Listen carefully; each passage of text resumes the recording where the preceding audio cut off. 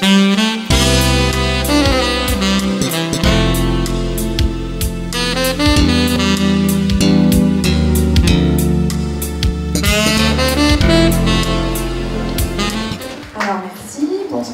à tous. En effet, je suis Gaïane, je me présente en deux mots. J'ai créé une agence qui s'appelle Ondine et qui est spécialisée dans la production de contenu en temps réel sur événements. Ce soir, du coup, j'ai l'honneur d'interviewer Bernard Stiegler à côté de moi. On va parler donc d'économie contributive. En effet, notre invité décèle dans l'essor des logiques coopératives, l'économie du partage, les dynamiques de co-construction, l'open source, les réseaux peer-to-peer, l'émergence d'un nouveau modèle économique qui serait appelé à remplacer un capitalisme qui a montré ses limites. Bernard Stiegler qui fait de ses pratiques et modes de travail son champ d'investigation, donc nous en parlera plus profondément. Cette soirée va se découper en deux parties. La première partie sera simplement un échange avec lui et la deuxième partie sera ouverte à vos questions si vous en avez. Et nous réservons du coup 15-20 minutes de questions avec le public et sur Twitter s'il y en a. Je vais simplement commencer par une petite biographie quand même pour vous présenter l'intervenant. Donc, Bernard Stiegler est philosophe, docteur de l'École des hautes études en sciences sociales. Il est également président de l'association Ars Industrialis et directeur de l'Institut de recherche et d'innovation, en plus bien sûr d'enseigner dans différentes universités. Il est également l'auteur de nombreux ouvrages et articles. Le dernier en date, je crois que c'est Pharmacologie du Front National. Et ce soir, on va plutôt parler de toute cette question de la contribution. D'ailleurs, en parlant de contribution, vous pouvez tout aussi bien contribuer également à la soirée en participant sur Twitter, en posant vos questions également. N'oubliez pas le hashtag UpConf. Et nous essaierons de relayer ces questions dans la deuxième partie. Donc, on va commencer d'abord par un petit sondage qui a été publié par le groupe SOS sur le site upconférence.fr.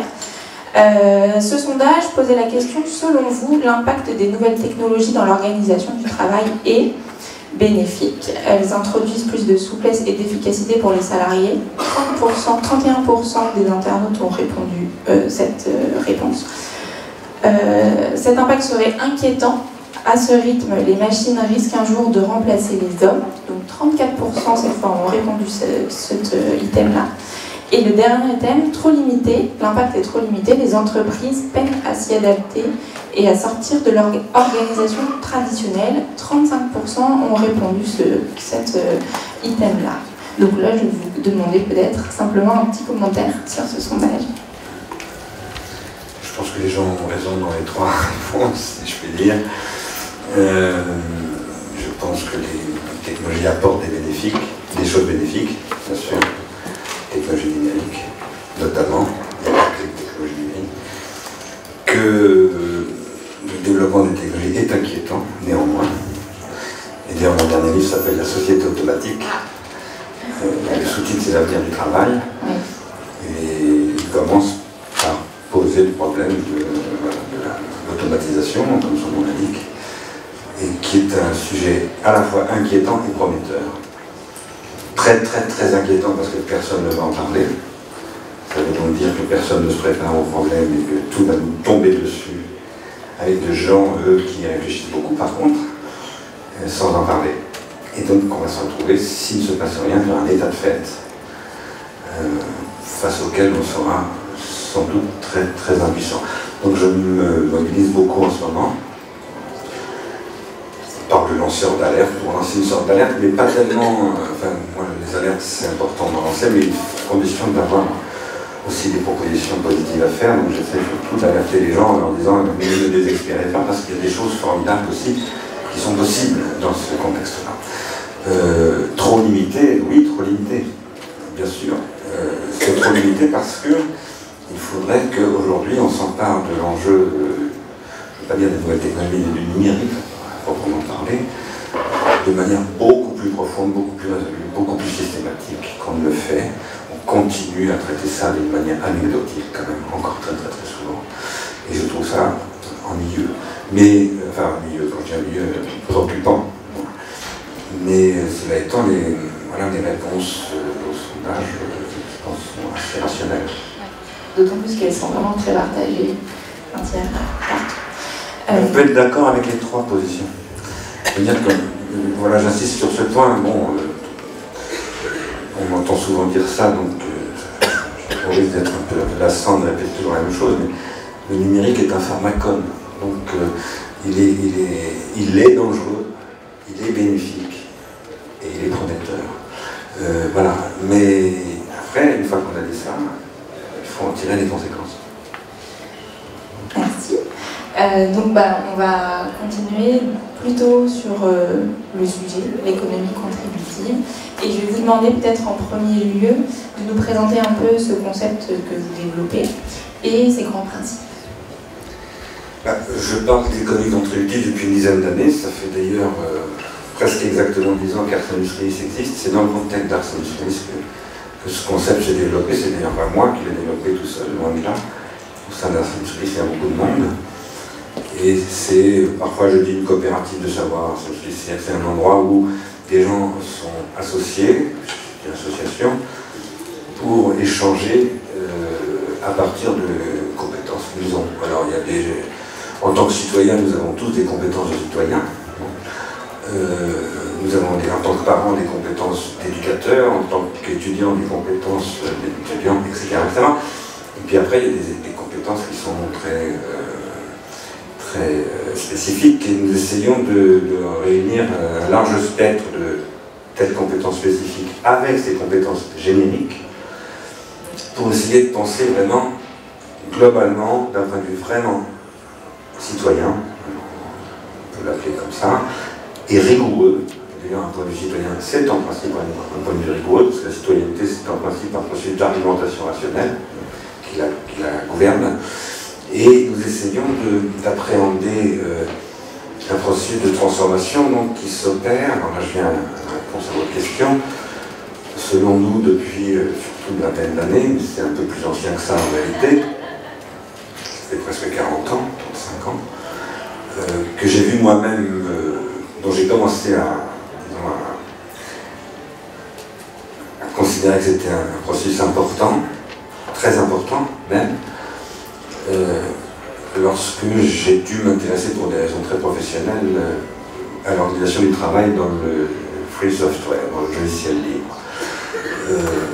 Pendant une dizaine d'années, j'ai regardé ça, je dirais, depuis mes activités professionnelles.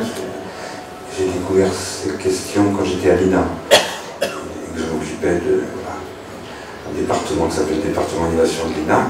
Il y avait des chercheurs et des développeurs qui travaillaient dans le modèle du logiciel libre, que j'ai retrouvé quand je suis passé à l'IRCAM, puisque tous les développements de l'IRCAM sont en libre aussi. Et j'ai découvert un modèle d'organisation du travail extrêmement intéressant, en particulier parce qu'il vient contrarier l'idée qu'on se fait depuis très longtemps, en particulier depuis Karl Marx, qui est que l'organisation industrielle du travail conduit nécessairement à la prolétarisation des travailleurs. Moi-même, je pense ça toujours. Je pense que Marx avait raison de le dire.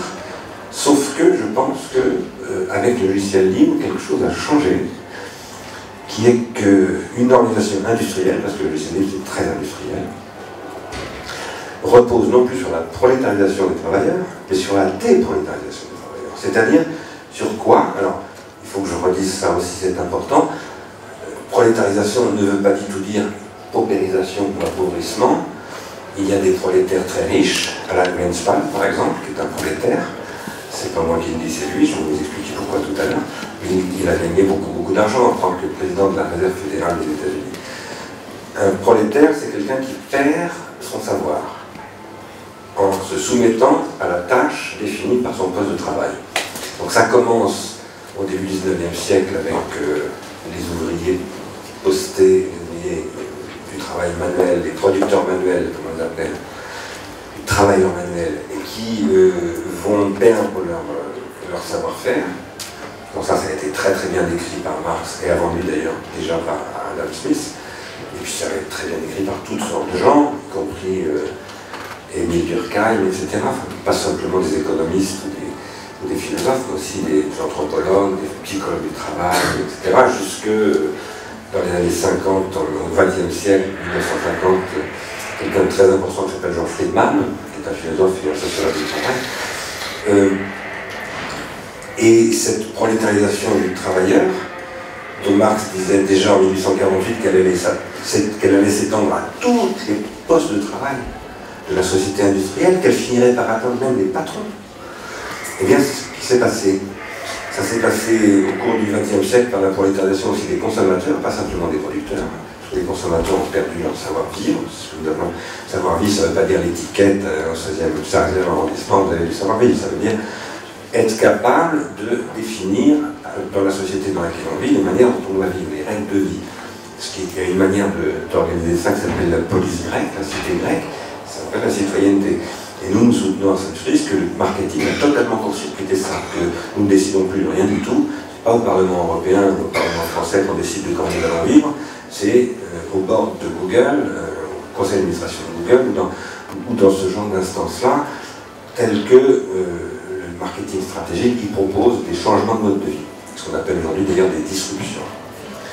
Et puis il y a un troisième stade de la prolétarisation qui est apparu à la fin du XXe siècle et qui se développe très fortement en ce moment avec l'automatisation de la prise de décision, ce qu'on appelle les big data, tout ça. Et ça, c'est ce que Greenspan décrit lorsque, je décris ça au début de mon livre, lorsque en octobre 2008, le Sénat américain lui demande d'expliquer comment il fut possible d'inventer un système aussi dangereux et pervers que le subprime et les crédits défauttoirs, toutes ces choses-là. Il répond parce que c'est l'automatisation, on ne sait plus comment ça marche vraiment. Il écrit exactement ce que disait Marx en 1848. Alors, il se trouve que nous croyons, nous, arts industrialistes, que surtout depuis avril 1993, c'est-à-dire depuis que le web est devenu un service accessible à n'importe qui dans le monde, gratuitement et librement, n'importe où, y compris en Chine, y compris, enfin absolument dans tous les pays, y compris en Arabie Saoudite, etc., quelque chose s'est produit qui est ce que maintenant j'appelle la réticulation généralisée des êtres humains, parce que vous n'avez peut-être pas de smartphone, mais moi j'en viens comme plein de gens, et je suis réticulé en permanence. Je produis plein d'informations sur moi-même et les autres, d'ailleurs sans même m'en apercevoir. Et ce processus de réticulation, il présente des aspects qu'on a découverts depuis 2 ans, avec un an et demi avec Snowden. Un an 2 ans, un an et demi, un peu plus, presque 2 ans. Il produit des effets dont on a découvert depuis quelque temps qui peuvent être extrêmement dangereux et pervers.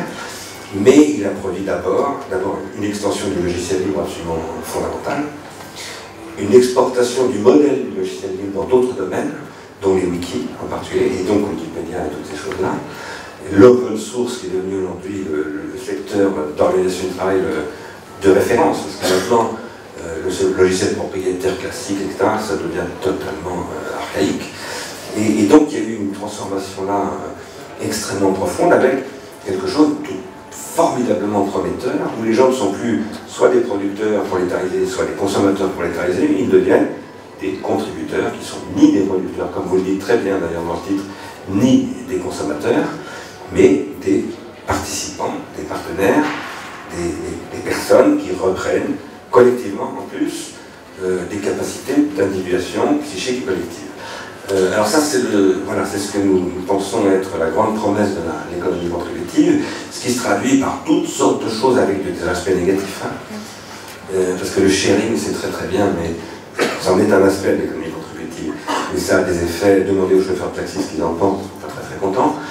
Et il faut bien se rendre compte qu'ils ont raison de ne pas être contents et qu'il ne faut pas se dire, après tout, c'est des archaïques, on s'en fout. Non, il ne faut pas s'en foutre. Parce qu'il faut faire très attention à ces transformations, il ne faut pas les laisser. Derrière ces modèles très transformateurs, je dirais moi volontiers révolutionnaires, le marketing dit disruptif, il y a des modèles ultra-libertariens qui ne sont pas forcément sympathiques du tout. Dans le monde des hackers, vous parliez de hacker la France tout à l'heure dans notre discussion, il y a quelqu'un d'intéressant qui s'appelle Evgeny Morozov, qui connaît bien tout ça, qui dit oui, c'est vrai, mais les grandes compagnies très libertarienne, dit il faut hacker l'État fédéral américain, ça veut dire flinguer complètement la puissance publique, ça veut dire se substituer à Washington et remplacer ça par les conseils d'administration des grands groupes américains, et donc c'est quand même pas forcément très sympathique. Surtout quand ça se fait en étroite concertation avec les services secrets, etc. etc. Donc voilà, nous essayons, nous, à Saint-Industriel, de promouvoir une industrie et une économie contributive qui soit de bonne facture. Car l'économie contributive, aujourd'hui, ça existe. C'est même le secteur le plus développé, le plus dynamique. Google, c'est totalement contributif. Nous ne pensons pas que parce que Google est contributif, Google est un bon modèle. Pas du tout. Donc il peut y avoir du très mauvais contributif. D'accord. Et justement, vous avez tout à l'heure parlé un tout petit peu de l'économie collaborative, du sharing. Je voulais avoir un petit peu votre avis, la différence surtout entre ce que vous appelez l'économie contributive et ce qu'on entend régulièrement tout le temps, dans les médias notamment, l'économie collaborative. Quelles sont les différences, s'il y en a, et comment elles se rejoignent? Je ne sais pas vous répondre précisément parce que ça mériterait, c'est compliqué, c'est une question compliquée. Beaucoup de gens, sous le mot collaboratif, désignent ce que nous appelons contributif. Beaucoup de gens, sous le mot contributif, entendent ce que des gens appellent le collaboratif en un sens que je trouve beaucoup trop restreint. Donc, je crois qu'il y a des... D'abord, collaboratif, ça veut dire qu'il favorise le travail collectif. Donc, par exemple, une organisation dans une entreprise par exemple, un réseau social d'entreprise, d'une collaboration plus horizontalisée, c'est de l'économie collaborative, enfin c'est de l'économie, disons c'est de l'organisation collaborative, c'est pas pour autant forcément de l'économie contributive. Nous, l'économie contributive, nous pensons qu'elle repose d'abord sur une définition d'un large spectre de possibilités de contribution. On peut contribuer de plein de manières, d'abord en payant ses impôts. Autrefois, l'hôtel des impôts s'appelait l'hôtel des contributions. Moi, je suis pour les impôts. Je suis pour la mutualisation des risques, pour la prise en charge de droits sociaux, la péréquation un petit peu comme SOS, de créer du quotient social, etc. Et je ne suis pas pour que tout le monde paye tout le même prix, que Bill Gates paye le même prix que les gens qui crèvent des femmes dans le Sahel pour les mêmes choses. Non, pas du tout. Je pense que Bill Gates doit payer beaucoup plus cher. Et infiniment plus cher. Mais, donc, si vous voulez, l'économie collaborative, qui est souvent pensée avant tout comme un principe d'horizontalisation, ça fait partie, c'est une des dimensions de ce que nous appelons l'économie contributive. L'économie contributive est collaborative.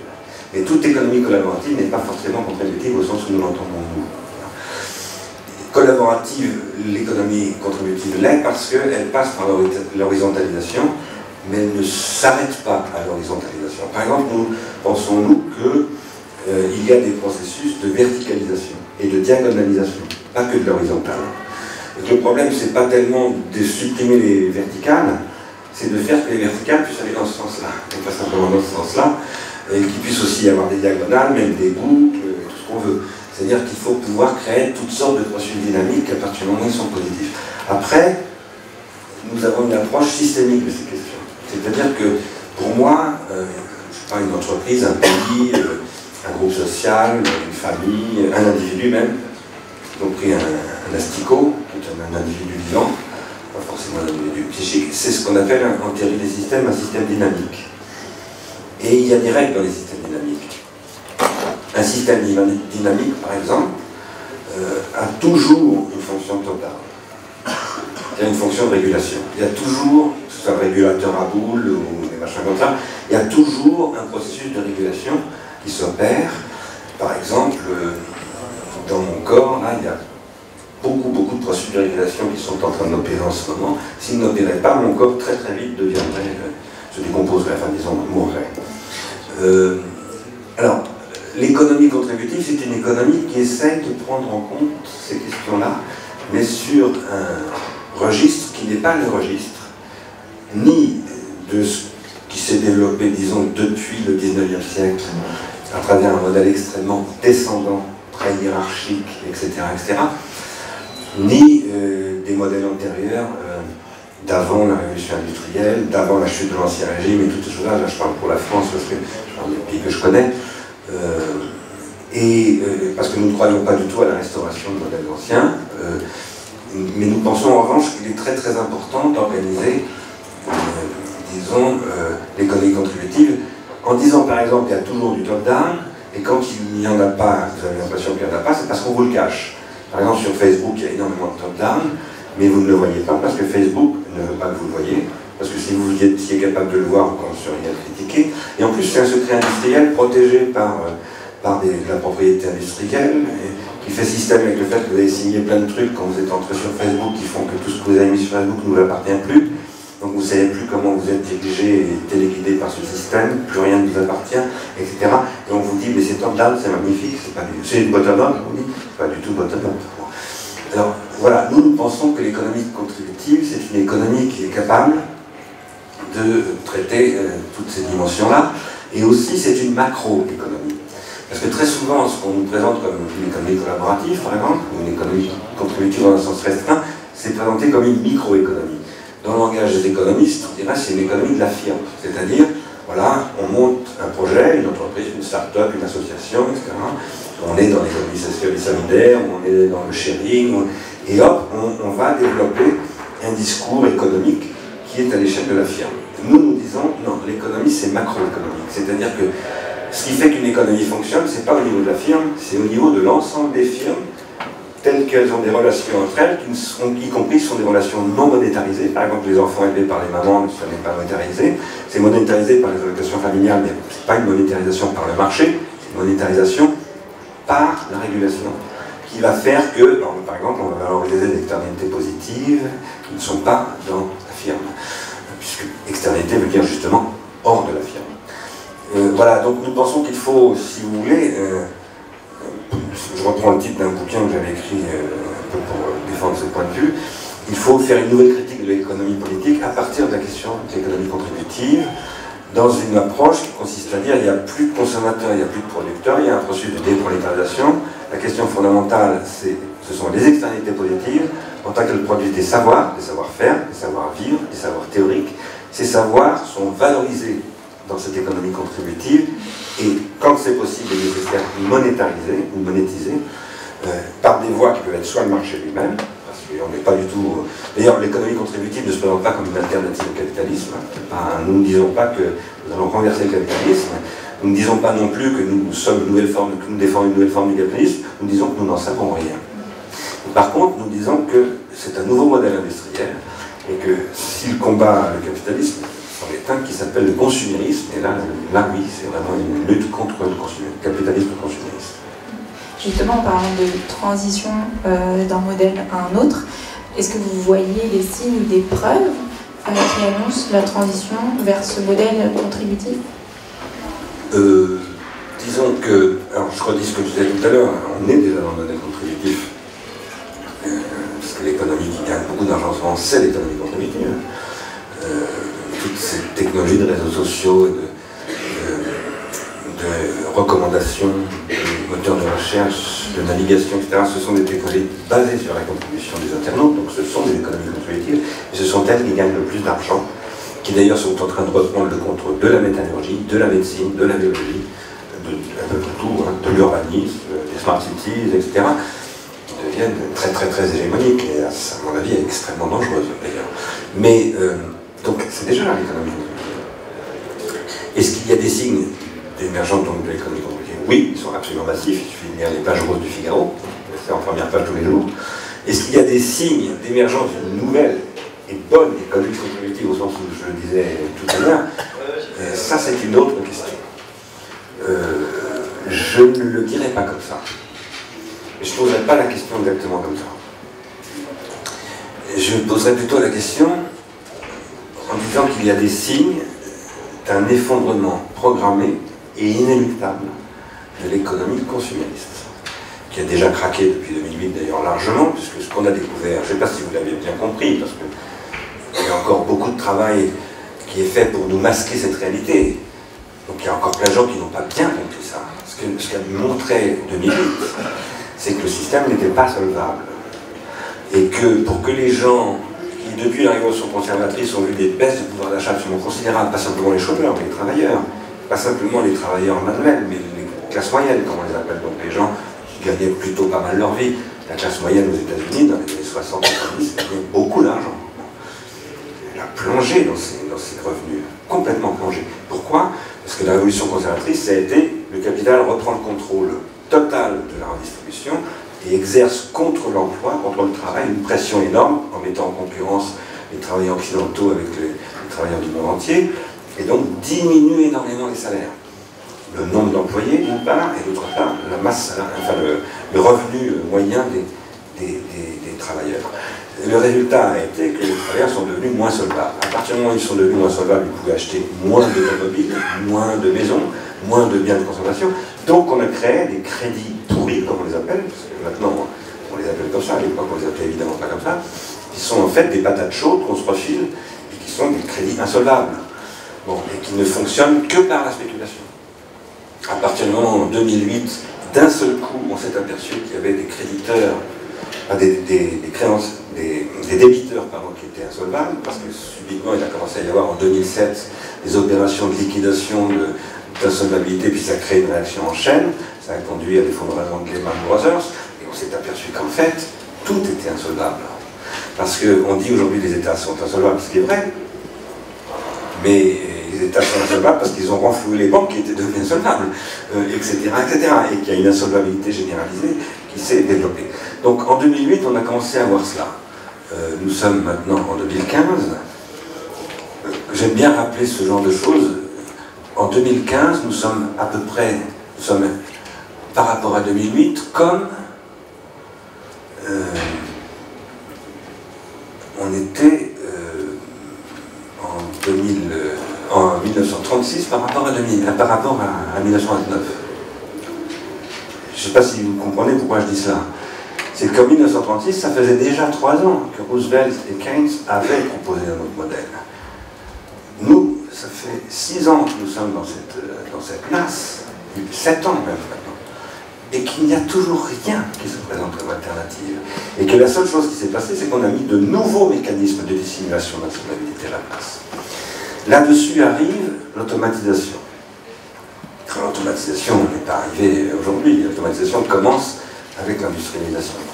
Sauf que, je soutiens qu'en me référant à des études qui pullulent en ce moment dans le monde entier, on dit dans ces études que on va perdre, selon les études, dans les 10 à 20 ans qui viennent, entre 30 et 70% des emplois. Le plus pessimiste, c'est Randall Collins, qui est un marxiste américain, qui dit que les États-Unis pourraient perdre jusqu'à 70% des emplois. Perdre sans remplacement, c'est la perte sèche, c'est une fois que les nouveaux emplois créés ont été comptabilisés. Donc il y a un risque d'effondrement, il y a plus qu'un risque, inéluctablement, le système économique va s'effondrer. Ça ne peut pas se passer autrement. Pourquoi? Parce que qu'est-ce qui s'est passé en 1933 lorsque Keynes a proposé à Roosevelt ce modèle de welfare state? C'est qu'en fait, il a généralisé un processus de redistribution par les salaires qui faisait qu'il garantissait que le travail était rémunéré de manière suffisante pour qu'il soit capable d'absorber la production. Et que donc le producteur devenait un consommateur solvable. Il n'est plus solvable déjà depuis une trentaine d'années, ce consommateur. C'est pour ça que les crédits sont en train d'insolvabiliser les États et les banques. Mais en plus, maintenant, on risque de passer d'un taux de chômage officiel à 12% aujourd'hui, 13%, à 25%, ou 30%. Roland Berger dit 3 millions d'emplois perdus dans les 10 ans qui viennent en France. Ça va faire un chômage à au moins 20, 22, 23%. Ça, c'est le chômage officiel, parce qu'en plus, il y a tous ceux qui sont au chômage et qu'on a sorti des chiffres. Donc, c'est insoutenable. C'est insoutenable, d'abord, parce que les gens ne supporteront pas. Parce que ça veut dire qu'il y a des quartiers où les jeunes seront au chômage à 90 ou 95%. Donc, ce sont des bombes. Hein.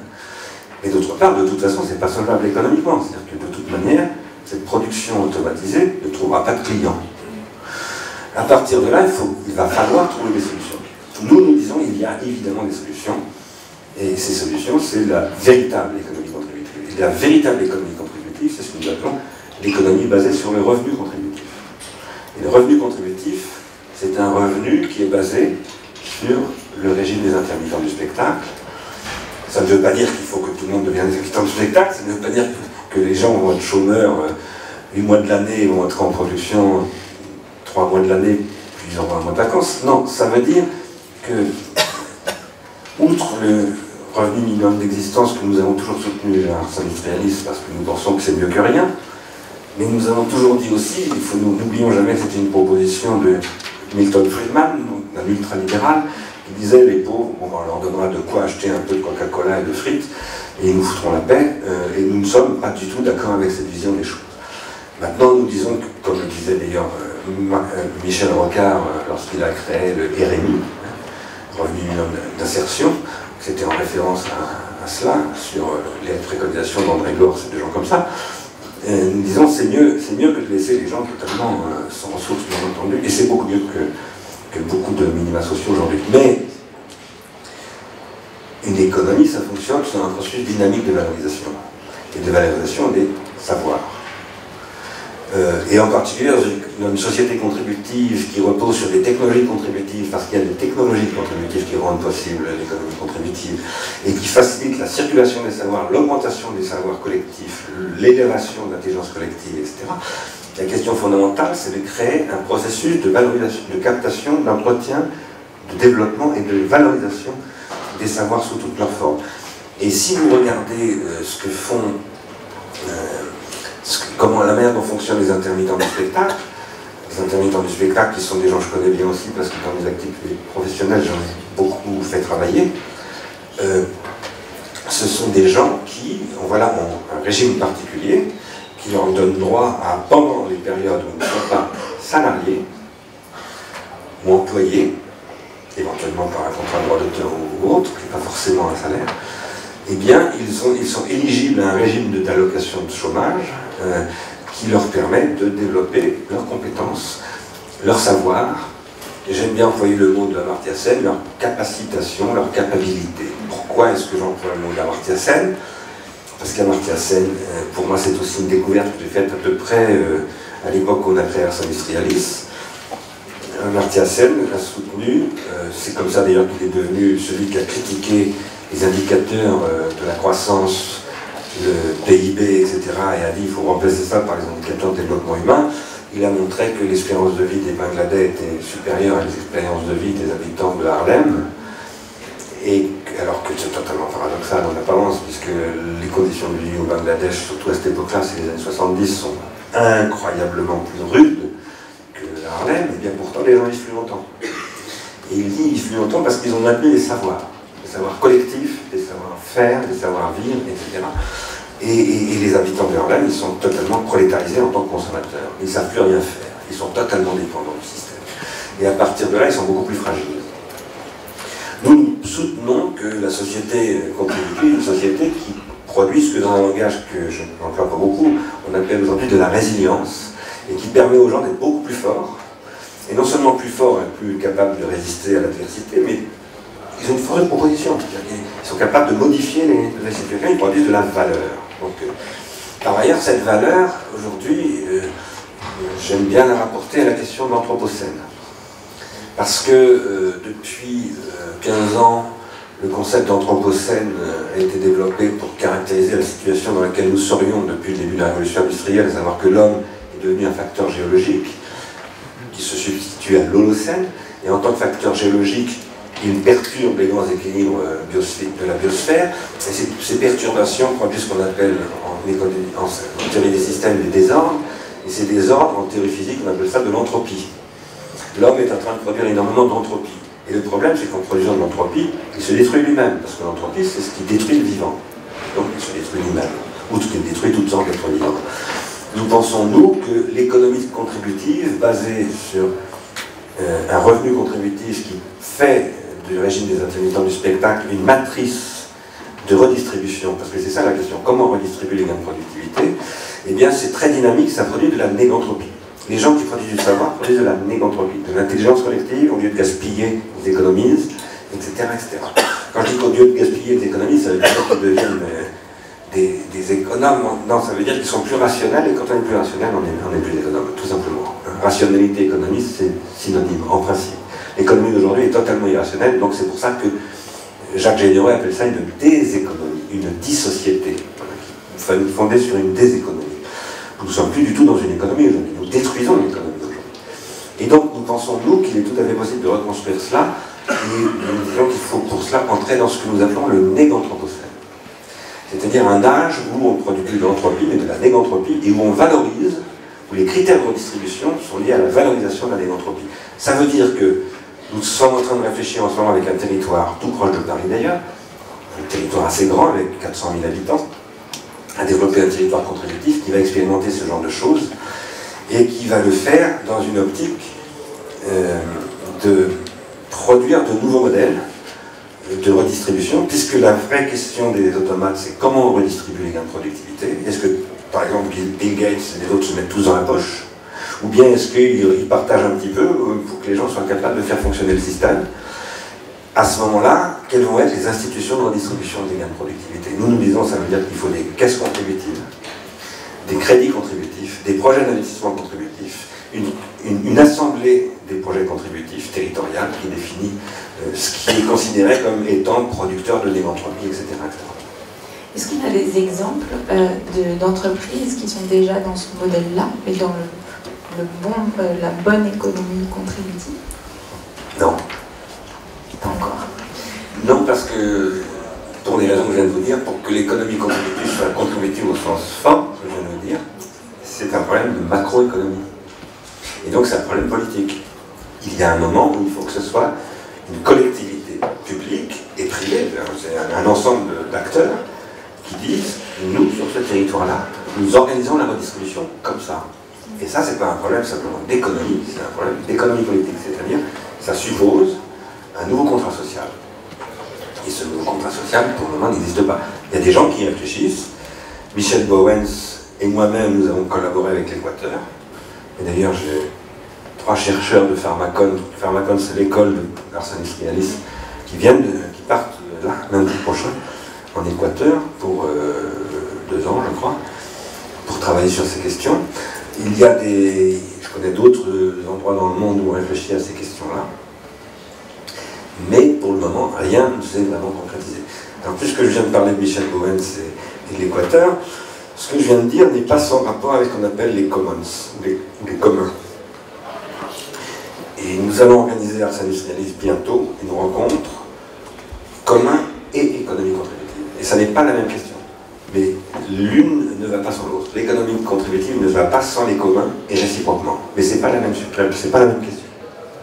On y reviendra peut-être tout à l'heure si on a le temps. Moi, je voulais vous demander encore, justement, est-ce qu'on peut dire que l'essor des nouvelles technologies du numérique a favorisé, ou peut favoriser l'émergence de ce modèle-là, ou est-ce qu'au contraire, ce n'est pas le cas, et justement avec sa double, le fait qu'il soit à la fois bénéfique et mauvais, peut aussi ralentir, freiner? Non, la réponse est absolument oui. C'est-à-dire que ce que je viens de décrire comme économie, nouvelle économie industrielle, contributive, ne peut pas exister sans numérique. Elle ne peut pas exister sans numérique parce qu'elle suppose des flux multidimensionnels, multidirectionnels, permanents. Enfin, quand je dis permanents, ils ne sont pas forcément permanents, mais je veux dire extrêmement ouverts et extrêmement capillaires, pouvant venir de partout tout le temps. Ça, c'est totalement le contraire de ce qui s'est développé au XIXe siècle dans l'organisation du travail, puis au XXe siècle avec les industries culturelles, qui reposaient sur une professionnalisation de producteurs très spécialisés et une masse de consommateurs subissant sans voie de retour ce qui se passait. Le numérique a totalement transformé cela. C'est aussi pour ça que le numérique a été les réseaux numériques, je veux dire, le web et le net, ont été extrêmement favorables au développement évidemment des communautés de logiciels libres, par exemple, parce que pour travailler comme ça, il faut être réticulé. Alors évidemment, vous pouvez toujours être réticulé par le téléphone, mais d'abord par le téléphone, vous pouvez pas envoyer du code, vous pouvez envoyer du code par une lettre, mais bon, à ce moment-là, le temps d'interaction est tellement long que ça n'a plus d'intérêt. Donc il faut avoir ces vecteurs de transfert d'informations extrêmement rapides pour pouvoir organiser une telle économie. L'économie est toujours conditionnée par ces techniques. J'ai beaucoup étudié ces questions dans le champ de la préhistoire. les préhistoriens savent très très bien comment les techniques non pas déterminent les formes sociales, parce que la même technique peut produire des formes de société très différentes, mais conditionne les formes sociales. Et donc il y a un conditionnement de l'économie contributive par le stade actuel de la technique. Ça ne veut pas dire que c'est la technique qui va résoudre tous les problèmes. C'est pour ça que Morozov a raison quand il dit, il critique ce qu'il appelle le solutionnisme technologique. C'est pas la technique qui résout ces problèmes du tout, mais par contre c'est avec la technique qu'on résout ces problèmes. Maintenant, la technique peut produire, là je redis, je suis désolé, la même chose, mais peut produire du contributif très toxique. Et donc, la vraie question, c'est pas est-ce qu'on va vers du contributif, c'est est-ce qu'on va vers du contributif intéressant, bénéfique, juste et néganthropique. Et du coup, la question qui peut aller avec, c'est est-ce que les politiques peuvent s'en emparer et favoriser aussi ce mouvement? Est-ce que certains le font déjà? Ça, c'est un sujet vraiment difficile. Je pense que quand on est futur candidat aux élections 2017, si on commence à dire, vous savez, dans 3 millions d'emplois sont perdus dans 10 ans, on va déjà perdre les élections. Donc c'est un des gros problèmes de la démocratie actuelle, qui d'ailleurs, à mon avis, est une démocratie qui n'en a que le nom. C'est l'agence de placement de candidats soutenue par des cabinets de marketing qui s'appellent le Parti Socialiste, le UMP, le Front National et le Parti de gauche. Mais je pense que là, il y a un gros problème. En même temps, je crois aussi, si vous voulez, moi je fais partie des gens qui pensent qu'il peut y avoir des catastrophes positives. Je prends le mot catastrophe, non pas au sens habituel du terme, mais au sens de René Thom. Une catastrophe chez René Thom. René Thom, c'est un mathématicien qui a élaboré une théorie qu'on appelle la théorie des catastrophes. C'est la médaille Fields, par ailleurs, je ne sais plus dans quelle année, pour cette théorie, qui en fait étudie les processus de morphogenèse de ce que j'appelle tout à l'heure les systèmes dynamiques. Ils n'appellent pas ça exactement comme ça, je crois, mais peu importe. Et il y a des processus catastrophiques qui sont parfois bénéfiques. Personnellement, je pense que les hommes et les femmes politiques de demain, si ça existe encore, parce que ce ne sera peut-être pas des hommes et des femmes, ce sera peut-être des groupes, ce sera peut-être... bon, parce que cette histoire de l'homme ou de la femme politique, c'est un truc très médiatique, qui a été fabriqué par les médias. Pour nous, c'est évident que Madame Royal, Monsieur Hollande, Monsieur Sarkozy, Madame Le Pen et tout, oui, mais au XIXe siècle, c'était pas Madame ou Monsieur, c'était des mouvements sociaux. On va peut-être revenir un jour à ça, avec les nouveaux médias et tout ça. Quoi qu'il en soit, je pense que, disons, les acteurs politiques, que ce soit des hommes, des femmes, des groupes ou autre chose, qui compteront demain, sont ceux qui sauront faire de ce qui pourrait être une catastrophe au sens courant du terme, à savoir l'effondrement de l'emploi, etc., la grande chance du XXIe siècle, le grand processus révolutionnaire du XXIe siècle. Et je crois qu'il y a encore des hommes et des femmes politiques courageux qui sont capables de réfléchir. J'en connais. C'est pour ça que je peux travailler avec des territoires, d'ailleurs. En parlant d'emploi, justement, je lisais un article il n'y a pas très longtemps, mais il y en a de plus en plus sur toutes les personnes qui partent du salariat de leur propre chef ou non. Et l'article s'intitulait « Et si le salariat disparaissait ?» Vous avez dit vous-même qu'on va vers beaucoup de chômeurs avec l'automatisation. Comment on peut en tirer quelque chose de bon, justement, de toute cette automatisation et du coup de tout ce temps disponible des gens? En faisant que ce temps devienne solvable, c'est-à-dire que les gens qui ont du temps puissent le mettre à contribution, c'est le cas de le dire, c'est-à-dire investir dans ce temps, sans être pour autant dans une situation salariée. Le salariat, alors d'abord, il ne faut jamais oublier que le salariat au XVIIIe siècle n'existait pas. Enfin, il pouvait y avoir, mais ça ne s'appelait pas un salariat, ça s'appelait des rentes, ça s'appelait... voilà, on avait un domestique, on lui donnait... voilà, ça avait un nom, je ne me souviens plus, et puis après... Pardon, des gages, voilà, des gages, bon. Les soldats avaient une solde, c'est leur nom, etc. Donc c'était des espèces de formes de salaire, si on veut. Mais ça s'est appelé salaire à partir du moment où c'est devenu la base de la rémunération du travail. Et à partir du moment où les ouvriers, qui étaient quasiment tous des artisans, Parce que par exemple, même dans les manufactures, quand les ouvriers venaient travailler, ils amenaient leurs outils, c'était leurs outils, il n'était pas question qu'ils passent leurs outils à leurs voisins, parce que c'était leur outil, l'outil d'un ouvrier, d'un vrai ouvrier, il est fait à sa main, donc s'il le prête à un autre, ça va déformer son outil, etc. Donc c'était des choses extrêmement centrées sur l'individu et sur la corporation des individus. Les corporations, c'était des communautés de savoir-faire que Marx a critiqué en disant, et pour des raisons qu'on connaît très bien, parce que c'était aussi des modèles qui pouvaient être extrêmement réactionnaires.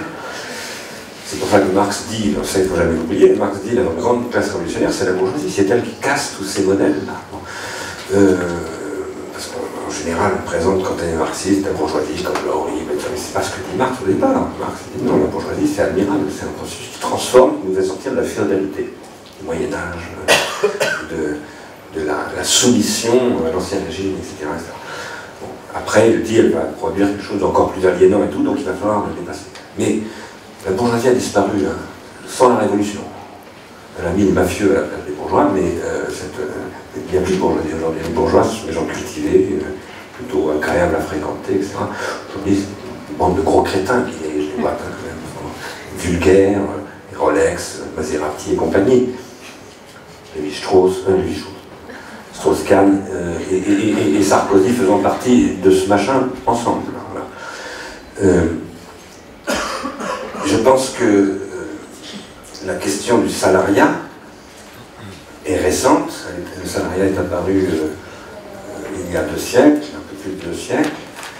Et effectivement, je crois, alors vous m'avez dit que c'était le journal Les Échos qui avait fait cet article, il ne faut pas être naïf sur le fait que quand un certain nombre d'acteurs... J'ai coupé, je suis désolé. Pardon. Quand un certain nombre d'acteurs, certains types d'acteurs disent le salariat c'est terminé, il ne faut pas être naïf sur ce que ça veut dire. Ça veut dire soumettez-vous à une injonction de Gary Becker qui disait chacun doit devenir entrepreneur de lui-même. Donc c'est le modèle ultra-libéral. Démerdez-vous, si vous n'êtes pas votre propre entreprise, disparaissez. Vous n'allez qu'à finir sur le trottoir, ou à l'asile, ou vous jeter dans la Seine, ou dans l'héroïne. Voilà. Donc il faut faire très très attention quand les gens disent fin des salariats. Moi, je me méfie beaucoup, mais en même temps ils ont raison. Ils ont raison parce que, je crois en tout cas qu'ils ont raison, parce que le salariat va régresser, et autant depuis Keynes en particulier, c'était devenu la base de redistribution, légale, protégée, avec toutes sortes de droits attachés, droit à la retraite, droit à l'éducation, droit à toutes sortes de choses, à la protection sociale, la couverture maladie, etc., etc. Autant je pense que l'assiette salariale va énormément régresser. Ça ne va pas disparaître. Pour vous redonner un petit peu d'explication sur ce que je disais tout à l'heure à propos du revenu contributif, les intermittents, quand ils sont en prod, quand ils sont capables de faire ce qu'ils appellent leurs heures, 500 heures par an, je sais plus, ça a un peu changé, mais c'est à peu près autour de ça, ce sont des heures en général salariées. Donc, et qui vont leur permettre de cotiser un nombre d'heures suffisant pour eux et leurs employeurs pour pouvoir bénéficier du régime. Donc le salariat ne va pas disparaître totalement. Mais ce qui va devenir producteur de valeur, ce n'est pas le moment de salariat. C'est le moment de contribution, de capacitation, c'est-à-dire le temps libre dont vous parliez tout à l'heure. Alors, le temps libre, qui n'est pas un temps où on glande, c'est un temps où on développe ses capacités. Ça, c'est le langage d'Amartya Sen, dans le langage que j'ai repris à Gilbert Simon, où on développe son individuation. Donc, sa capacité à produire de l'égantropie, si je le redis dans la théorie des systèmes ouverts. Alors, aujourd'hui, oui, le salariat va régresser, c'est certain, mais ça ne veut pas dire du tout que tout le monde va devenir entrepreneur de lui-même. Il y aura des gens qui prendront peut-être cette optique-là, des consultants, des gens qui travaillent en freelance, comme on dit, etc. Pourquoi pas? J'ai moi-même fait ça à une époque de ma vie d'ailleurs, et j'ai plein d'amis qui vivent comme ça. Mais je ne pense pas du tout que ce sera le modèle général. Je pense que le modèle général, ce sera un modèle où les gens, en arrivant dans la vie active, comme on dit, eh bien, la vie active, ça consistera à développer des activités. Et des activités qui seront, que la société d'abord aura pour responsabilité de valoriser au mieux. C'est parce qu'il y a des gens qui arrivent, je ne sais pas, Pablo Picasso, par exemple, quand il est arrivé, il n'est pas évident qu'il était perçu par le commun des mortels comme quelque chose d'intéressant à valoriser. Donc, L'histoire de l'humanité, depuis l'origine, c'est l'histoire de gens qui arrivent et qui disent des choses qui ne sont pas du tout ce que croient les gens. Et qui n'ont, aux yeux de ces gens-là, absolument aucune valeur. Au contraire, il faut plutôt les virer, les exclure, c'est des fous. Et donc, la responsabilité de la société, c'est de savoir, avec l'histoire qui est derrière elle, 2 millions d'histoires de l'hominisation, que justement, c'est ça qu'on appelle la déranthropie, c'est justement avec des gens comme ça que la société se ressource. Et quand on sait que, d'après un certain nombre de textes qu'on peut lire à droite et à gauche, nous n'avons plus que 35 ans pour éviter de terminer dans une catastrophe climatique qui sera le sujet du mois de décembre prochain à Paris, COP21, et qu'il est très important de développer beaucoup d'intelligence, beaucoup d'imagination, beaucoup de capacités, beaucoup de capacité au sein de la matière saine, eh bien c'est très important que la société apprenne à valoriser l'intelligence. Sachant que la société est souvent d'abord grégaire et un peu bête. Et donc ça veut dire aussi qu'il y a à mettre en place des institutions nouvelles qui vont rendre ça possible. Mais ça c'est tout à fait possible. Ça s'est passé à la fin du XVIIIe siècle, ça s'est passé régulièrement dans l'histoire de l'humanité, que je vois vraiment pas pourquoi ça ne pourrait pas se passer maintenant. Il y a encore de l'optimisme alors. En parlant de tout ça, il y a le côté aussi du coup, comment rémunérer ces producteurs, pas ces producteurs, pardon, ces contributeurs. Comment est-ce qu'on peut les rémunérer, puisque le modèle des intermittents du spectacle, c'est un modèle. Il y a aussi tous ces gens qui se mettent en indépendant, freelance, etc. Est-ce qu'on peut rémunérer ces contributeurs de cette façon-là, ou est-ce qu'il faut aussi inventer autre chose, où il y a plusieurs choses à mettre en place? Je pense qu'il y a beaucoup de statuts à mettre en place, de régimes et de statuts à mettre en place, très variés, qui dépendent des territoires, des branches professionnelles, des cultures, etc., et puis des volontés des gens. Si vous voulez, cette transformation-là, dont j'espère qu'elle aura lieu, je ne vois pas comment, si elle n'a pas lieu, on s'en sortira, mais il y a peut-être une solution que je ne vois pas. Toujours est-il que nous pensons à l'Arsenis qu'il faut que cette chose se mette en place, mais nous ne croyons absolument pas que pour la mettre en place, il faille par exemple rassembler 30 députés des 3 ou 4 grands partis, il y en a que 3 maintenant. Donc PS, l'UMP, le Front National, on va travailler ensemble. Ils ne sont pas encore à l'Assemblée nationale, le Front National, mais ça va venir. Vous allez travailler ensemble. Non, on ne croit absolument pas à un truc comme ça. Nous croyons qu'il faut permettre à des petites communautés territoriales, où il y a une puissance publique qui a envie de le faire, d'expérimenter. Et d'expérimenter avec des méthodes de travail. C'est pour ça que nous sommes en train de monter à Arsenis une méthode. D'ailleurs, je peux l'annoncer, nous créons un fonds de dotation, nous allons faire un appel au peuple et aux contributeurs, y compris qui sont capables d'apporter pas mal d'argent, parce que nous pensons qu'il faut développer une nouvelle méthode politico-économique pour permettre sur les territoires d'inventer des solutions en allant doucement, en expérimentant, en ne croyant pas qu'on a la science infuse, etc. Et par contre, en ne se moquant pas du monde, c'est-à-dire par exemple en permettant à des jeunes qui débarquent sur le marché du travail, comme on dit aujourd'hui, et qui ont à peu près une chance sur 2 de ne jamais trouver de boulot, c'est quand même colossal, y compris des gens très très diplômés, parce que moi j'ai pas mal d'amis très diplômés, docteurs, etc. Ça fait 10 ans qu'ils sont au chômage. Et donc ils sont très très bons. Et on ne veut pas parce qu'ils sont trop bons d'ailleurs. Ils sont beaucoup trop bons, beaucoup trop exigeants et beaucoup trop critiques. Ces gens-là sont magnifiques, ce sont des gens qui sont pas... Mais il y a des gens dans tous les domaines. Je parle de docteurs, mais il y a des gens qui sont ni docteurs, qui n'ont même pas fait l'école, mais il y a des gens qui ont des compétences extraordinaires, y compris les savoirs de la rue, tout simplement. Et ces gens-là, il faut créer les conditions pour qu'ils puissent montrer leur valeur et que la société apprenne à valoriser ça. Alors comment est-ce que ça peut se produire?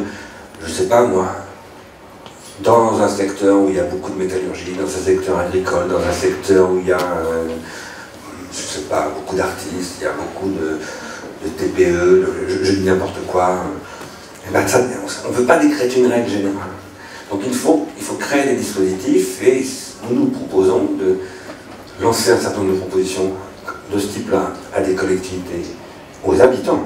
Et quand je dis les habitants, c'est les citoyens, tout le monde, tous les gens qui habitent sur le territoire et qui sont donc en tant que tels légitimes à exprimer leur volonté territoriale pour un contrat social territorial, mais aussi les acteurs économiques, les petits acteurs, les commerçants, etc., les grands acteurs, les grandes entreprises, s'il y en a, etc., la fonction publique, les associations, enfin, bref, tout ce qui fait un territoire. Hein. Et avec ces gens-là, il faut commencer à, nous appelons ça en employant un mot du droit français, exciper du droit à l'expérimentation. Puisqu'en France, dans le droit français, dans le droit constitutionnel, les territoires ont le droit d'expérimenter. Ils ont le droit, dans certaines conditions, présentant des dossiers, etc., de sortir du cadre légal, réglementaire, pour expérimenter des choses qui ne sont pas le droit national. Et je pense qu'il faut que les territoires se mobilisent pour ça, quand ils en ont les moyens, parce qu'il faut avoir les moyens de le faire. Quand je dis les moyens, c'est pas que des moyens financiers, c'est même pas fondamentalement des moyens financiers, c'est d'abord une volonté de le faire. Et donc d'arriver à mobiliser une population qui exprime « oui, on a envie de faire ça ». Deuxièmement, trouver des partenaires pour le faire. Et ces partenaires, nous pensons qu'ils doivent, pour bien travailler, avoir des technologies contributives mises à disposition. C'est pour ça que nous réfléchissons en ce moment à développer des technologies dont nous allons parler à la fin de cette année au Centre Pompidou dans les entretiens du nouveau monde industriel qui s'appelleront « La toile que nous voulons ». Nous allons expliquer que le web tel qu'il est aujourd'hui, nous n'en voulons plus. Parce que ce n'est plus le web. Et que nous voulons refaire le web. Que l'Europe a fait le web. Ce que l'Europe a fait, elle peut le défaire, comme on dit. C'est-à-dire que le web est devenu tout à fait autre chose que ce qu'il était au départ. Eh bien, nous voulons revenir à ce qu'il était au départ en beaucoup mieux. Et c'est tout à fait possible. Parce que la technologie est énormément évoluée. Parce qu'on a énormément d'expérience. On a 22 ans d'histoire du web derrière nous. Il y a des gens extrêmement forts dans le monde, j'en connais beaucoup, qui ont des visions magnifiques, qui sont des ingénieurs, des informaticiens, qui sont capables de transformer totalement tout ça. Et l'architecture actuelle du web, c'est plus du tout l'architecture du web, c'est l'architecture des plateformes qui ont flingué le web. Et donc, il faut réinventer le web. Et nous pensons que sur ces territoires, il faut créer des architectures qui vont être des prototypes de cette réinvention du web. Donc, ça suppose un apport d'infrastructure ou d'architecture technologique, et ça suppose aussi un apport d'accompagnement en termes de ce que nous appelons la recherche contributive. C'est pour ça que nous préconisons que des territoires de ce type créent des chaires, avec des grandes écoles, avec des grandes universités, pas forcément sur place, ça peut être avec des partenariats avec des grandes universités étrangères aussi d'ailleurs, ça peut intéresser, et que tout ce processus, qui est en fait un processus de recherche politico-sociale, politico-économique, fait à l'échelle d'un territoire qui se déclare lui-même, non pas un territoire indépendant, mais territoire laboratoire. Nous avons décidé de devenir un laboratoire, nous allons nous mettre à faire des expériences, nous avons besoin de gens qui nous accompagnent. Donc, nous réfléchissons en ce moment, c'est pour ça que nous créons un fonds de dotation, pour faire que sur ce territoire avec lequel nous discutons en ce moment, mais il y en a plusieurs avec lesquels nous discutons, on puisse faire venir 50, 100 chercheurs qui vont travailler avec des habitants, avec des entreprises, etc., pour inventer de nouveaux modèles. Et pas en ayant la solution à l'avance, parce que personne n'a la solution, mais pour faire émerger ces solutions de manière intelligente, aussi avec la critique des chercheurs, la critique des pairs, pour éviter de faire n'importe quoi, pour évidemment sous le contrôle de la puissance publique, y compris de l'État, bien entendu, du préfet de région, etc., et du ministre, et même de M. Valls, Sylve, il est bienvenu. Du coup, tout sera documenté également, parce que ça fait partie aussi de... C'est fondamental. L'idée de la recherche contributive, c'est... Alors, qu'est-ce que c'est que la recherche contributive? C'est une recherche qui reprend les concepts de Kurt Lewin, de ce qu'il appelle la recherche-action. La recherche-action, c'est ce qui s'est appliqué en sociologie, en économie, enfin, dans un certain nombre de secteurs, là où on fait de la recherche sur des groupes humains et on dit aux gens qui font partie du groupe humain, vous devenez chercheur avec nous. C'est-à-dire que vous devenez chercheur sur vous-même en tant que groupe. Et ça a parfois extrêmement bien marché. Le modèle dont vous connaissez certainement l'existence de la clinique de la Borde, où était Félix Guattari, qui a beaucoup été à l'origine des concepts de Gilles Deleuze et Guattari, s'inspire en fait d'un modèle qui vient d'un hôpital, dont j'arrive plus à retrouver le nom maintenant, qui était dans les Pyrénées pendant l'occupation, qui a été pris en charge par un très grand psychiatre catalan, qui s'appelait Tosquelles, et qui a développé quelque chose qui ressemblait à la recherche-action en psychiatrie, qui a sauvé d'ailleurs tous ces malades comme ça, et parce que c'était une époque où les malades dans les hôpitaux psychiatriques, on les laissait crever de faim. Donc voilà, il fallait prendre des mesures radicales. Beaucoup des psychiatres, pas simplement en France, en Angleterre aussi, qui ont développé de la recherche-action comme ça, et c'est devenu ce qu'on appelle aussi la psychiatrie institutionnelle, c'est-à-dire une psychiatrie qui fait une critique de l'institution par l'institution psychiatrique elle-même, Ces démarches-là, nous pensons aujourd'hui qu'on peut les généraliser sous forme de ce que nous appelons de recherche contributive, en les reprenant à travers les technologies contributives et en faisant en sorte que des chercheurs qui travaillent sur un sujet, sur un terrain, mobilisent ce terrain autour de ce projet de recherche et en fait diffusent leurs travaux et recueillent les travaux de ceux avec qui ils interagissent en rendant ça public. Donc ça veut dire qu'il s'agit aussi de transformer les territoires en processus de publication. Donc l'idée aussi, sur ces territoires, c'est de développer des nouvelles manières de faire des programmes de radio et de télévision, développer de nouvelles formes de blogs tout à fait différents que le blog actuel, etc., etc. On n'en a pas beaucoup parlé ce soir. J'avais quand même une question sur la propriété intellectuelle. Qu'est-ce qu'elle devient dans une économie de la contribution? C'est un grand sujet qui passe par les commons dont je parlais tout à l'heure. Je pense qu'il ne faut pas sur cette question être dogmatique. Personnellement, je pense que la propriété intellectuelle, en tout cas industrielle, régresse énormément. Et ça, c'est déjà largement fait, puisque l'extension du logiciel libre et de l'open source, c'est quand même une régression de la propriété intellectuelle industrielle, hein, pour une grande part. Je pense qu'il faut aller beaucoup plus loin. Est-ce que ça veut dire qu'il faut en arriver à ce qui était le programme à la fin de Marx dans le Capital, avec l'élimination de la propriété privée? Je ne suis pas sûr que ce soit la question aujourd'hui. Je suis même sûr que ce n'est pas la question aujourd'hui. Ce que je veux dire par là, c'est que c'est un peu la même réponse que ce que je faisais tout à l'heure sur ma méthode d'expérimentation. Je pense qu'il faut beaucoup expérimenter. Pour avoir, parce que j'ai un peu travaillé moi-même, j'ai été amené dans mes travaux à prendre un peu en charge cette question des droits d'auteur, puisque par exemple quand j'étais directeur de l'INA, l'INA gère des droits, parce que l'INA c'est les archives audiovisuelles françaises, radio, télévision et une partie du cinéma. Donc chaque fois que l'INA donne une archive à une chaîne de télé contre un échange économique, parce que l'INA c'est une entreprise publique, donc c'est une entreprise qui a une activité commerciale, il y a des droits à verser, etc. Donc j'ai été amené à bien connaître ces questions, puisque ces droits doivent être reversés à ce qu'on appelle des ayants droit, etc. Je crois que cette question, il faut la reprendre à sa base avec Beaumarchais, avec Emmanuel Kant. Beaumarchais, qui est celui qui a le premier conçu ce qu'on appelle le droit d'auteur. Emmanuel Kant, qui a pris cette question dans un texte qui n'est pas très connu, qui s'appelle « Qu'est-ce qu'un livre ?» et qui pose aussi cette question du droit patrimonial, du droit moral, etc. Et tout ça dans un contexte très réticulé. Personnellement, depuis très longtemps, je défends le point de vue de Jean-Luc Godard, qui disait dans un texte qu'il faut remplacer le droit d'auteur par un salaire. Sauf que maintenant que je suis en train de vous dire que le salaire est en train de disparaître, par quoi on remplace le salaire? Donc, je n'ai pas d'idée vraiment préconçue là-dessus. Par contre, je suis certain que ça passe par les commons.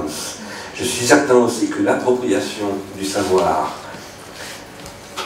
par les familles des auteurs, par les auteurs aussi accessoirement, y compris du droit moral des auteurs, et par surtout les acteurs économiques, les éditeurs, les impresarios et tout ça, c'est vraiment très très problématique. Vous savez, moi j'écris des livres, j'en ai écrit pas mal, j'en ai certains qui sont plutôt bien vendus, j'ai gagné très très peu d'argent. C'est pas moi qui gagne de l'argent avec mes livres. Hein. Donc je suis pas sûr que ce système-là soit extrêmement bon pour les auteurs.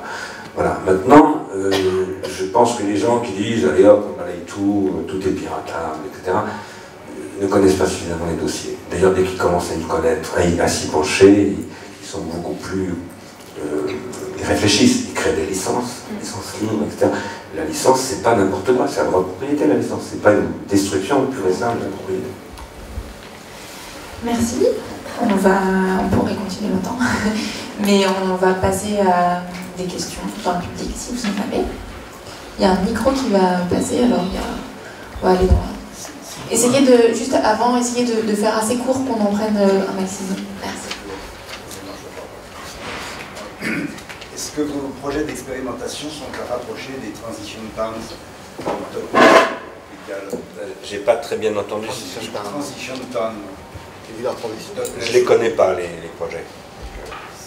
Il a semblé que ça se rapprochait de votre projet, parce que c'est une contribution des habitants de l'agglomération. Je les connais pas, j'ai honte de vous le dire, mais puisque c'est la vérité, je vous le dis. J'en ai un petit peu entendu parler, mais je ne les ai pas... Il y a beaucoup de choses qui se passent dans le monde. Beaucoup, beaucoup, beaucoup. Alors j'ai entendu parler en particulier, il y a une ville en particulier, j'arrive plus à me souvenir, qui est très connue, c'est Bristol. Oui, c'est vrai, Bristol, c'est top. Voilà, j'en ai entendu parler d'assez près parce que l'un de mes amis est dans cette affaire et c'est un chercheur qui est à l'université de Bristol et qui voudrait développer avec l'IRI des collaborations. Et c'est très très intéressant, tout ce qu'il m'a dit est très intéressant, mais je n'ai jamais documenté le sujet. Donc je peux pas dire, j'ai pas de point de vue dessus. Mais ça fait partie évidemment des gens avec qui nous discutons. Quand je disais tout à l'heure, nous discutons avec des territoires, y compris en dehors de la France, voilà, ça fait partie de ces territoires-là. Nous avons aussi plusieurs endroits en Angleterre ou en Grande-Bretagne, nous avons aussi des discussions dans d'autres pays. Alors, il y a une question ici, après Bonjour, merci. De ce que je comprends, moi, c'est que l'économie collaborative, elle est très liée à l'échange de savoir. Qu'est-ce qui va se passer? Est-ce que ça peut s'appliquer à des gens qui produisent des patates, par exemple, ou des assiettes? Est-ce que le lien qu'il pourrait y avoir entre ces deux domaines, c'est pas la monnaie? Est-ce qu'il n'y a pas une monnaie collaborative à mettre au point qui pourrait faire le lien entre les deux? Alors d'abord, produire des pommes de terre, des assiettes ou quoi que ce soit, ça suppose du savoir. De toute façon, c'est des communautés de savoir. Maintenant, il y a des communautés de savoir qui sont détruites par des modèles Terminator ou au moins violents que ça, qui font que ces savoirs ne sont plus des savoirs parce qu'il y a une prolétarisation de la production des pommes de terre et des assiettes. Et voilà. Parfois, d'ailleurs, je tiens à préciser que je ne suis pas contre l'automatisation, parce que je pense que l'automatisation, c'est ce qui permet de gagner le temps pour pouvoir développer du savoir. Donc, ce n'est pas du tout un truc anti-productivité ou anti-gain de productivité. C'est simplement la question de que produisent ces gains de productivité au bout du compte, de l'entropie ou de la déentropie, de la prolétarisation ou du savoir. Alors, ceci ayant été dit, il y avait une deuxième partie de votre question. La monnaie. Ah oui, et la monnaie, bien sûr, la monnaie c'est une très très grande question, mais là je fais un peu la même réponse. J'en discute beaucoup avec Thierry Godin, qui est un grand ami de Bernard Liétard, et donc je parle de tout ça, mais moi, tant que je ne connais pas vraiment bien un sujet, j'en dis rien. Donc ça m'intéresse beaucoup, c'est un sujet très très très compliqué, la monnaie, très très très compliqué. Et donc je suis absolument convaincu qu'il faut faire des choses comme ça.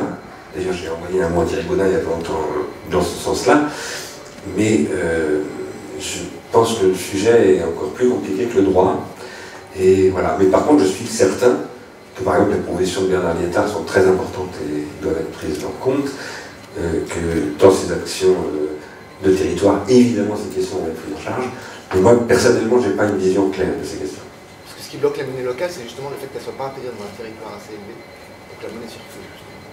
La question des territoires, c'est la mise en réseau des territoires et donc la possibilité de progressivement à partir de...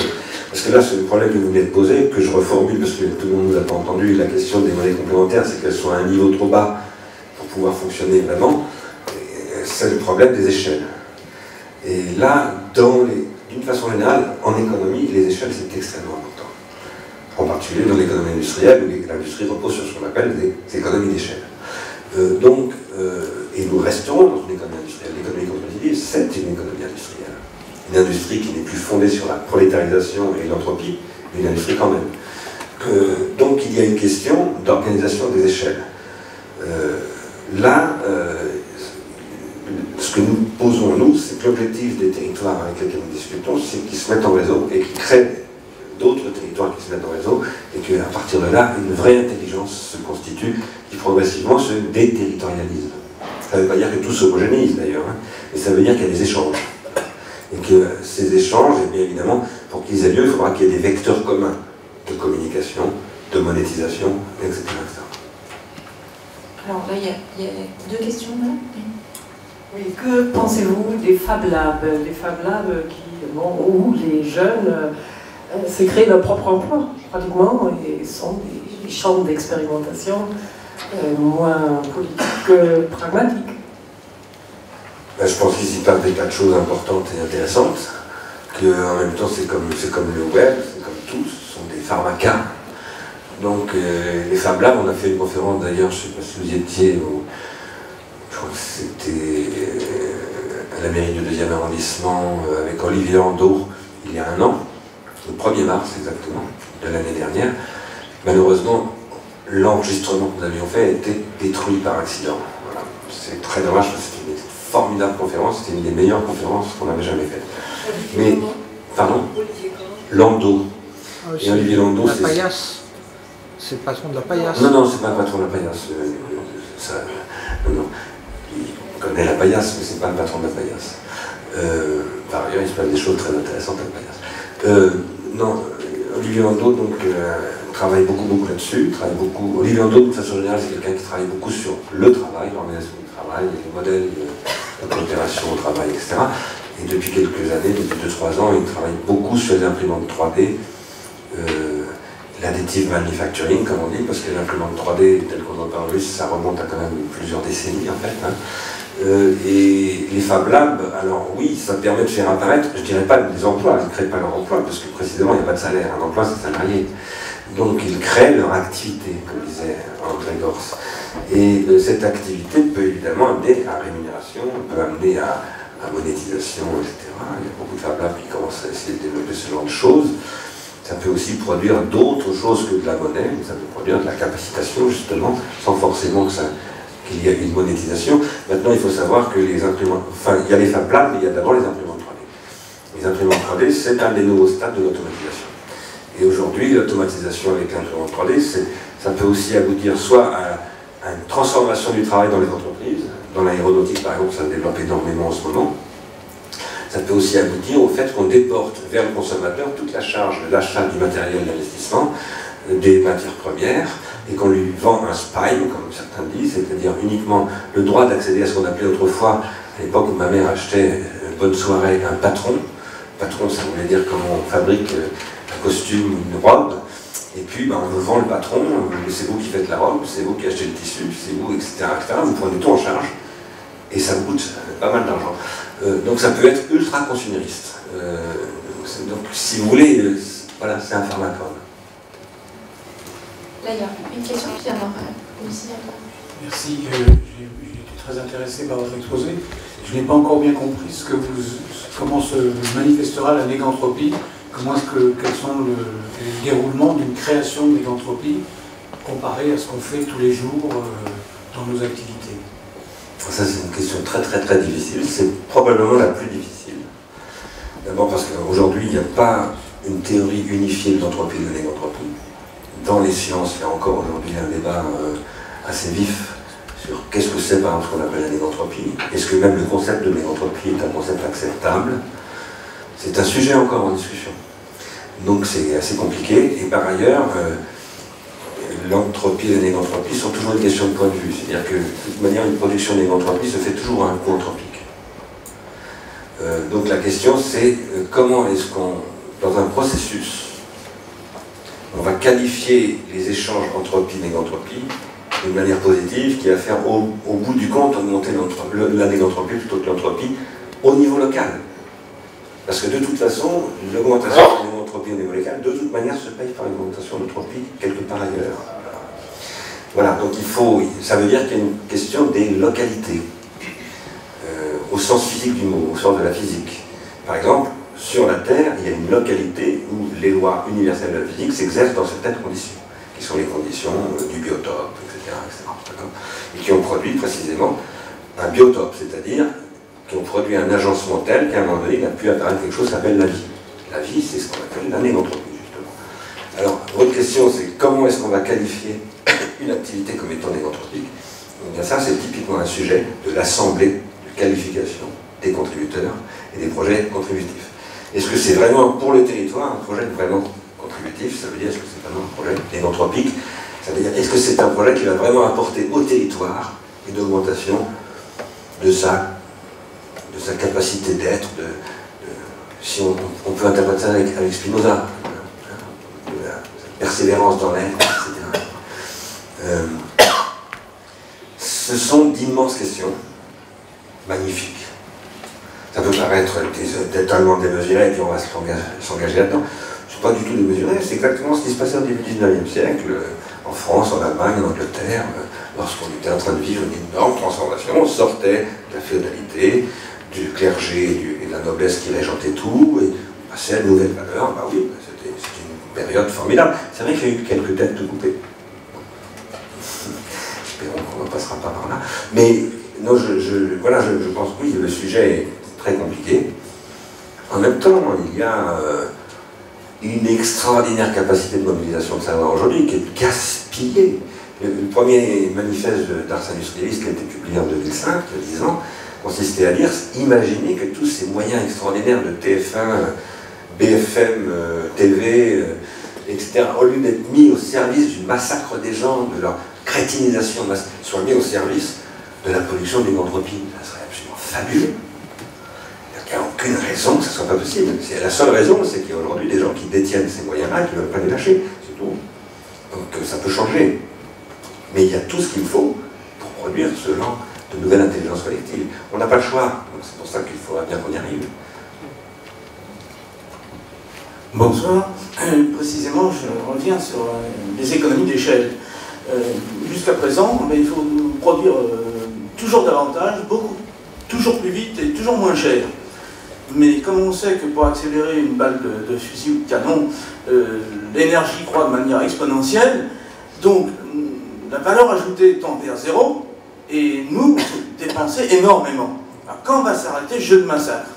Et Bernard Liétard, parce que Bernard Liétard disait, il y a moins de 2,7% de valeur assise sur des biens matériels. Donc tout le reste, c'est spéculatif.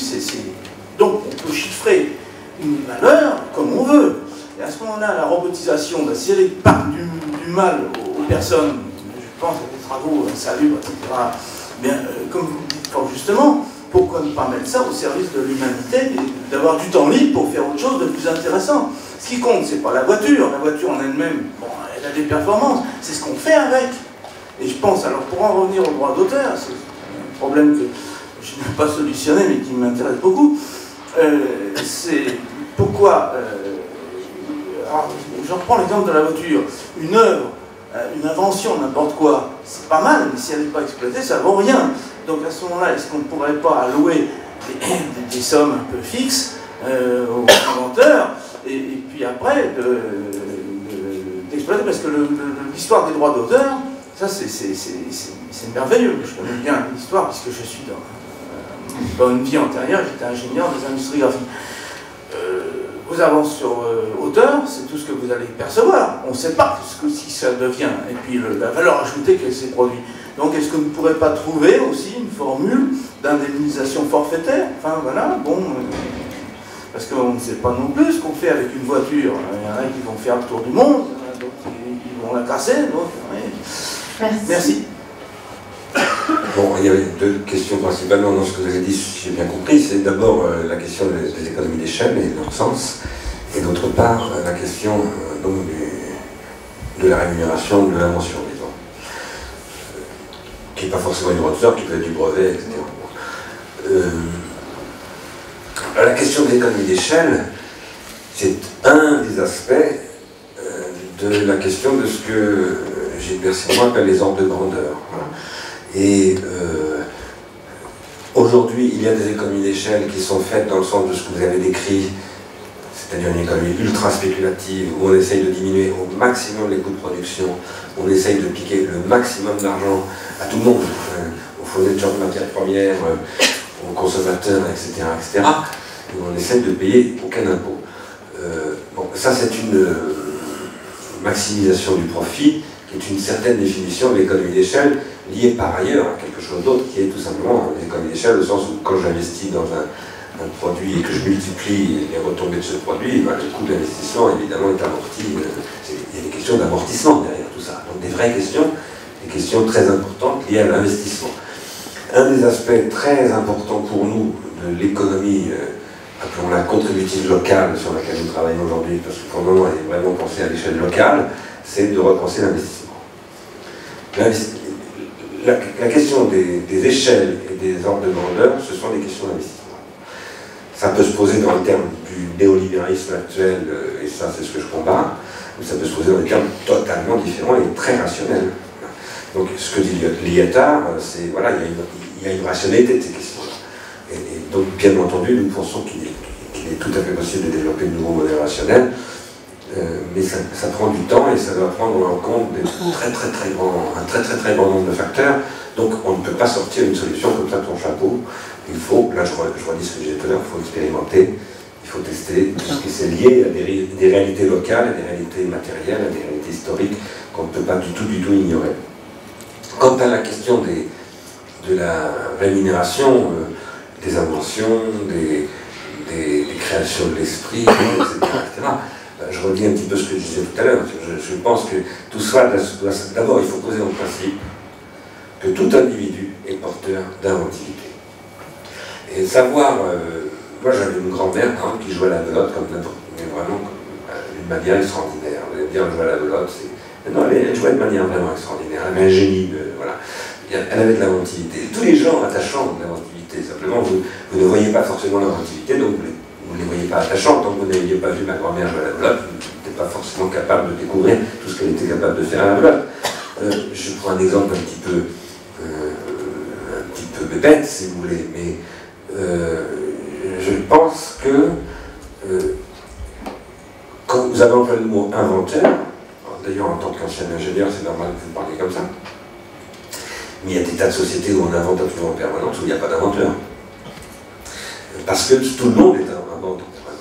C'est même une condition de survie. Vous avez intérêt si vous êtes esquimau, vous avez intérêt à inventer beaucoup. Si vous n'êtes pas capable d'inventer, vous ne durerez pas très longtemps. Donc, je ne sais pas si vous voyez ce que c'est que la vie d'un esquimau, quand même. C'est incroyable. Incroyable, la vie dans un milieu pareil, une telle hostilité. Ces gens-là sont extrêmement joyeux, extrêmement accueillants d'ailleurs, et ils inventent en permanence.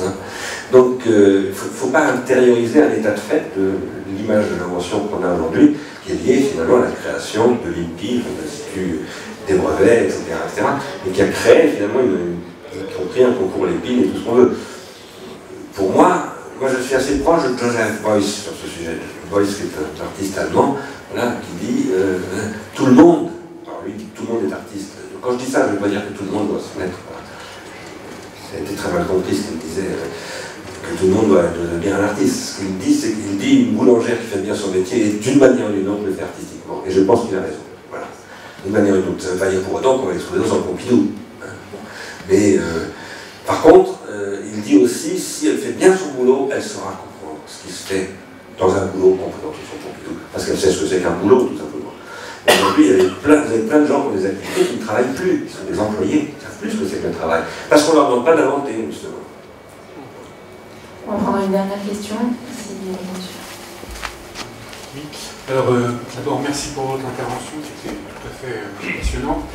Je voudrais revenir sur la question des savoirs. Je crois que vous avez déjà en partie répondu, mais juste pour éclaircir, disons, j'étais à une conférence de Michel Drouens il y a peu de temps, dans le cadre de HUC, là, et où il expliquait qu'à Wikipédia, il y a production de savoir, mais il y a en même temps de validation des savoirs. Justement, c'est cette question de la validation des savoirs que je voulais vous poser. C'est-à-dire, quelles instances, comment c'est organisé, comment on imagine tout ça?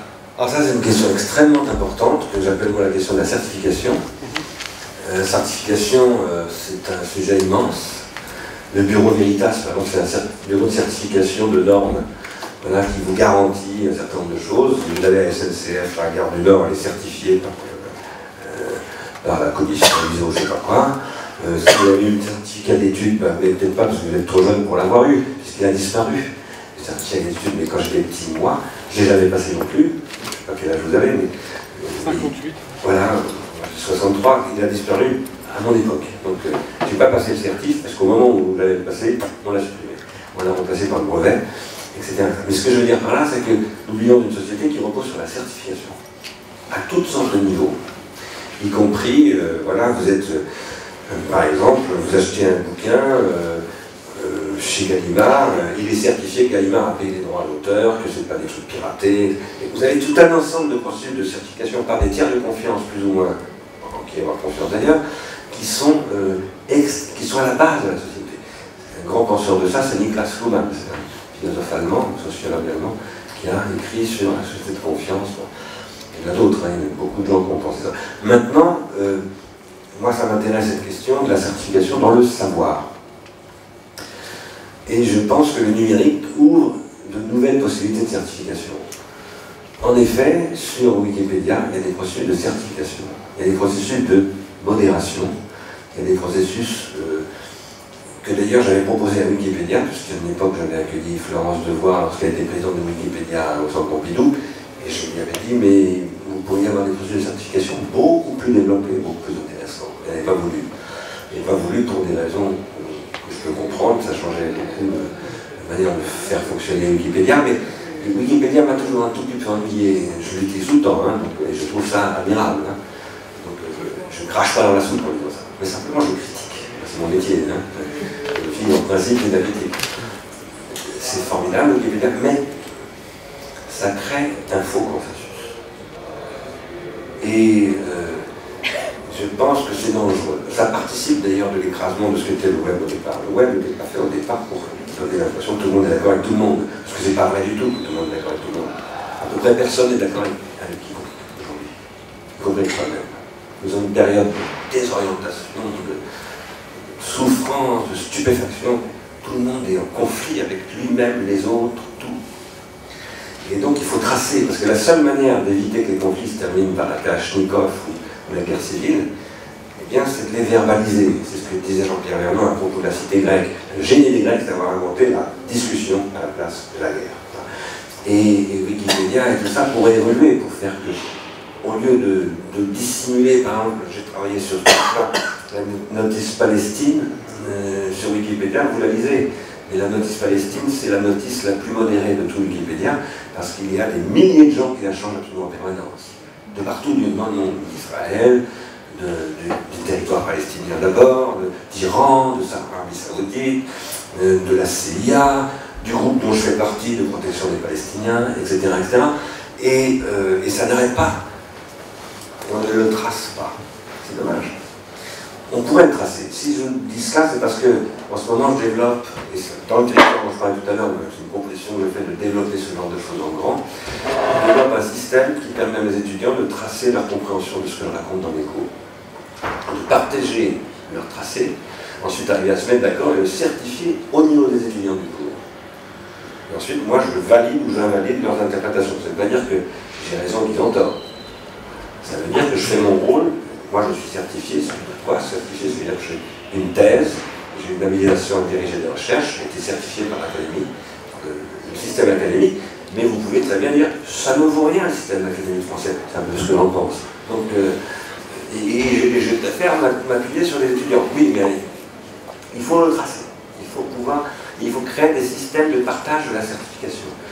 Le numérique permet des choses absolument révolutionnaires dans le domaine, y compris sur les monnaies complémentaires, d'ailleurs, et toutes ces questions, parce que la monnaie, c'est aussi une question de confiance et de certification. La base de la monnaie, c'est un processus de certification. Frapper la monnaie, c'est un droit certifié, etc. Donc, voilà, cette question est absolument fondamentale. Mais il y a des possibilités dans cette matière, avec les technologies, en particulier numériques, totalement révolutionnaires dans ce domaine et qu'on n'exploite pas parce qu'elles viendraient complètement bouleverser les rôles de situation. Donc oui, c'est une question fondamentale. Le savoir maintenant, c'est avant tout ce qu'on appelle le savoir en particulier académique, c'est un savoir certifié. Et ce qui fait qu'une institution de savoir est une institution de savoir, c'est qu'elle a des processus de certification qui sont de bonne qualité. Par exemple, aux États-Unis, on peut critiquer énormément les États-Unis, j'ai passé toute ma jeunesse à le faire, je continue. Aux États-Unis, quand un prof est choisi par une université, je peux vous dire que c'est blindé le processus de certification. Vous ne pouvez pas pipoter une recommandation aux États-Unis, c'est pas possible. En France, un jour, je vous dirai pas qui, m'a écrit une lettre en me disant « Monsieur Machin, j'ai besoin d'une lettre de recommandation, c'est moi qui vais en plus faire le choix, etc. Est-ce que vous voulez bien ?» Il me proposait un renvoi d'ascenseur. Il me disait « Si vous me donnez une certification, je vous renverrai l'appareil bientôt. » Et je lui ai dit « Je vais vous dénoncer aux gens qui vous financent. » Je me suis fait un très bon ami. Mais donc, les problèmes de certification, c'est très très important. Le crédit des institutions repose là-dessus. Évidemment, aujourd'hui, les institutions sont très discréditées parce que les problèmes de certification sont aujourd'hui très en dessous de ce qu'on devrait attendre d'eux dans tous les domaines et dans tous les pays. D'accord. Mais le fait est que vous reposez sur la traçabilité plus que sur l'existence de telle ou telle institution. Non. Je me repose Il y a la traçabilité aujourd'hui nouvelle qui apparaît. D'abord, de toute façon, les institutions reposent sur la traçabilité. Oui, bien sûr. Cette traçabilité, telle qu'on la connaît aujourd'hui, elle repose sur l'historiographie, les archives nationales, je sais pas, la conservation des actes médicaux, toutes sortes de choses, les archives. Et la traçabilité commence avec les Mésopotamiens et les Égyptiens. Surtout les Mésopotamiens. Et puis elle évolue, à partir du moment où l'imprimerie apparaît, elle évolue encore beaucoup, puis à partir du moment où le numérique apparaît, et avant le numérique, la mécanographie, etc., etc. Une banque est un système qui doit conserver des traces. La traçabilité est une des questions les plus complexes, les plus importantes des sociétés, des grandes sociétés, ce qu'on appelle les grandes civilisations. Et aujourd'hui, tous les pays sont maintenant dans le système des grandes civilisations. Donc c'est une question fondamentale. Je dis que le numérique est la fin de faire lutter très profondément, mais ça ne veut pas dire que les institutions doivent disparaître. Non, je pense au contraire qu'il faut, d'abord qu'il y a des institutions qui existent, il faut les pérenniser et les moderniser, comme on dit. Et que par ailleurs, il faut réinventer les institutions. Et c'est là que je suis très contre les libertariens, qui disent qu'il faut virer toutes les institutions. Je ne suis absolument pas d'accord avec ça. On va devoir s'arrêter là. Merci beaucoup, merci Claire. Merci à vous de nous avoir